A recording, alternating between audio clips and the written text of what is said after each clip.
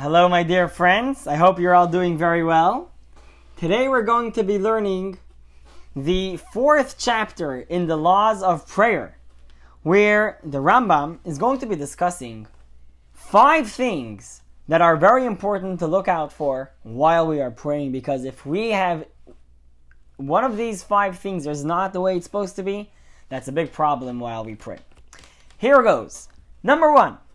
A person has to wash their hands before prayer. In other words, before we're coming to speak to God, speaking of God's praises, asking Him for all our needs, we have to wash our hands, make sure they are clean, purified in order to pray. And even if a person is on a trip and the water is far away, if it's in the direction of where the person is going, up to 4 miles, travel there, get that water, wash your hands so that you can pray. But if it's backwards, then only up till a mile behind should you go to find water. And if you don't have any water, so then anything that cleans, whether it's a rock or maybe a tree or something that is going, where you can wipe your hands on to make that your hands should be clean and ready to be talking to God. And if a person is impure for another reason, for instance, as we already have spoken about earlier on, we spoke about the idea that Ezra, that back in the days of the temple, of the second temple, came along and said that if a person is impure because of a seminal emission, so then they should not be studying Torah or praying.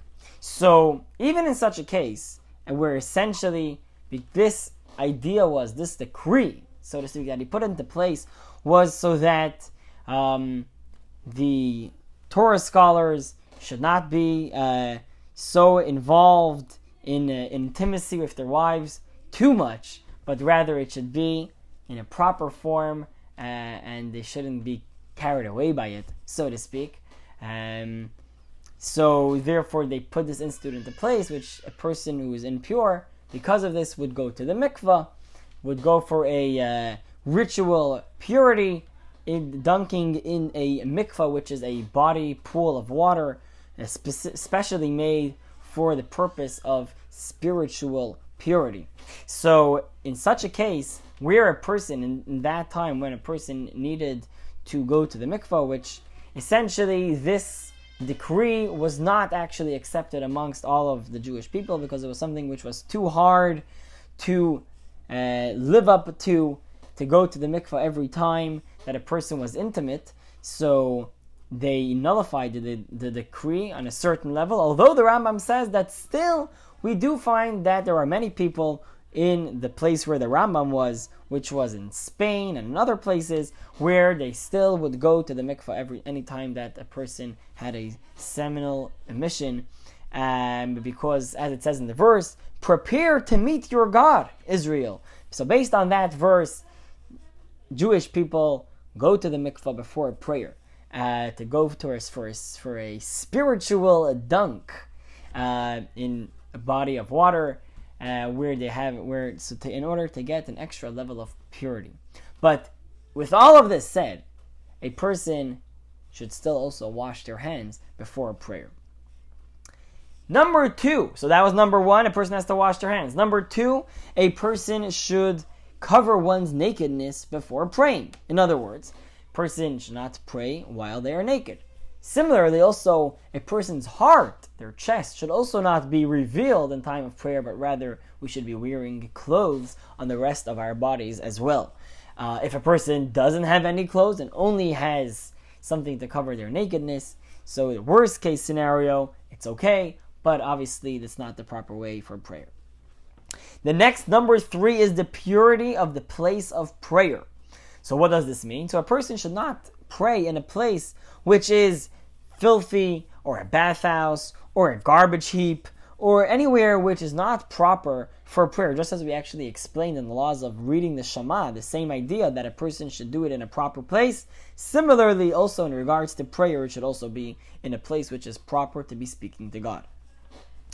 What about if a person prayed in a place and he didn't check to see if it's a clean place, and after prayer is finished, Now suddenly they find that this place was actually really dirty and there is lots of garbage and filth, which is hiding away somewhere where they hadn't noticed. So then they should really pray again, because it's not fair. It's not right. Come to speak to God in such a place of dirtiness. If a person is in a place and in the middle of prayer, he realizes that he's actually in a place which is very dirty, so then they should move away, walk away, and in order to not be close to it. We find, the Rambam says, that from the great sages, they would even not pray in a place where they would be making beer in the time of its foaming, because it had a very strong smell, even though the place itself was clean, but it wasn't befit for prayer. Number 4, something that might bother or distract one from his prayer. So therefore, for instance, a person who has to relieve themselves, has to go to the bathroom, should not pray because they are distracted by that. And except for the fact that their prayer is an abomination and it's not proper to come to speak to God in such a form. So therefore, before a person has to pray, they should check, go to the bathroom to make sure that they are ready to pray properly. A person who burps or yawns or sneezes in the middle of prayer is very not nice, and therefore we should check that we are in a proper state of our body before we pray. But if it came against the person's will, just naturally sometimes it comes, so then it's all good. Don't worry about it. If a person has spit, so then we should spit it out to a tissue, into something, and not in order that we should be befitting for prayer. If a person has to let out a gas, so then if he's able to hold it in, it's good, but if not, move away to the side until we are able to come back to pray. And we should say, Master of the universe, you have created us in such a way, and it's our shame, and we are shameful and disgraceful before you, God, and we continue praying. If a person really has to go to the bathroom, so then they should go and then continue praying. The next and the last item of prayer, which is very important, is to have the proper intention during prayer. In other words, a person has to focus, to know what we are saying. So therefore, any prayer which is not with the proper intentions, not being thought about of what we're saying, is not really called prayer, because a prayer comes from the heart and we have to think of what we're saying to God. And if a person finds that his mind is not focused and he's not able to focus on his prayer, he should wait and he should not pray until his mind relaxes, and then he's able to get involved. So therefore, if a person is coming from a long trip and he's very tired and he's very distraught, so then he should wait. So much so that our sages say back in the day when they were going, the trips were traveling by foot or by a horse and wagon for weeks and months on end. And a person comes from a long trip, should wait 3 days, and only then should they start praying, so that they should be able to focus properly. So what is a proper way of focusing and having proper intentions? So a person should clear their mind from any thoughts besides for God, and should envision himself standing before the divine presence. So therefore we should sit for a little bit and focus on this for a bit of time, to focus and put our attention in a way to realize that we are coming to ask from God. And it shouldn't be in a way where as if we're carrying a burden and, oh my God, I have to go pray now, let's get over with this. But rather it should be in a way where we are looking forward to it. We find that in the previous generations, they would wait an hour before prayer and only after that praying. So they would sit for an hour, they would study, they would think about the greatness of God, they would prepare themselves. It shouldn't just be rolling out of bed and going into praying to God, but rather let us prepare ourselves. And this is something when I was in yeshiva, and still till today, although we get busy sometimes, but definitely we should study, think about what we're doing, and properly get involved. Or as no lip service. We should be really focusing on what's going on. So therefore, a person who is drunk should not pray because he cannot have the proper intention. And if he does pray, oh no, that's an abomination. That's not very nice. Coming to speak before the God of the God of the whole world in a state of drunkenness is not proper. And even if someone who has a little bit of wine to drink or he's a little bit tipsy, still they should not pray. And if they did, so then it's okay. But definitely a person should, in any state of drinking, should not pray. They should wait and only then pray after that. And in general, the person should not come to pray in the midst of laughter or in general and a lightheadedness or in the middle of a conversation or an argument or anger, but rather with the words, in the midst of the words of Torah. In other words, when we're focused our minds on godly matters. But even when we're talking about the words of Torah, it shouldn't be a very complex issue of study where a person might be distracted during prayer and think about the various things that they've studied and they're distraught and they still have many questions in their mind, but rather it should be things that are very straightforward and accepted.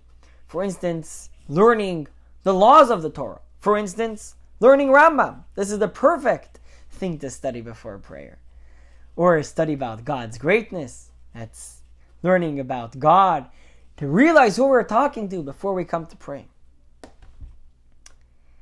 And the Rambam finishes off by saying that when it comes to a special holiday or a special extra prayer, which we don't usually do on a regular basis, so before we come to pray, we should review it in order to know, to make sure that we are well versed in it, so we shouldn't make any mistakes while we pray.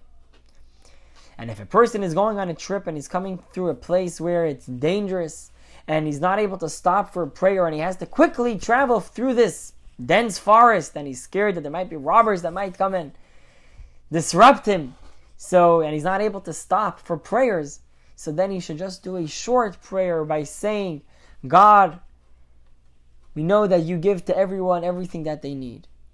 And every creation in the world gets everything from you for any lack that they might have. So please, God, listen to my prayer and give us everything that we need. And he can do this while traveling. If he's able to stand for that short period, so then good. But if not, continue on the way while saying it. And once you get to the destination, then to pray the entire proper prayer in its full length. So that, my friends, is the chapter 4 of the Rambam, of the laws of prayer, where we learn all about the idea of what is important to realize while we are praying, to make sure that our prayer should be complete, and make sure that our prayer should be good. So there should be no distractions, nothing outside that should be making our prayer in an improper way. And tomorrow we're going to learn about certain things that are proper to be doing them to make sure that our prayer should be in the proper path and make sure that it should be accepted before God in a complete form. So with that, I will let you guys go, and we will see you tomorrow, God willing.